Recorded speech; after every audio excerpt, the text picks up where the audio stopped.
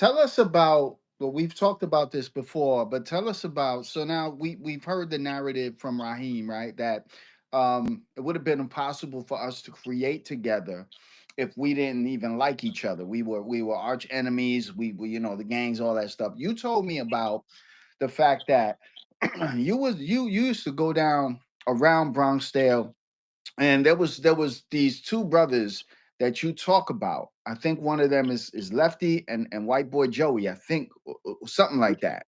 Yeah, it ain't even just them, right? So white boy, they call him white boy Joey, green eyed Joey, or crazy Joe, right? This dude had a bigger than life personality. He was known everywhere. Bronxdale loved him.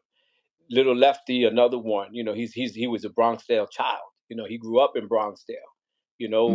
Lefty and Joey were rock dancers. They were part of my group. May they rest in peace. Lefty died at 17. He Mm-hmm. was shot and killed. In a robbery. Joey died about 4 years ago.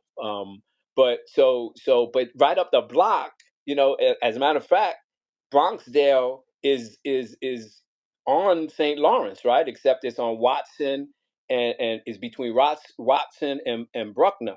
You go up the block is Gleason, right? Mm-hmm. And that was all, a Puerto Rican group who, sold drugs, did their thing, listened to music, and they were all rock dancers, man.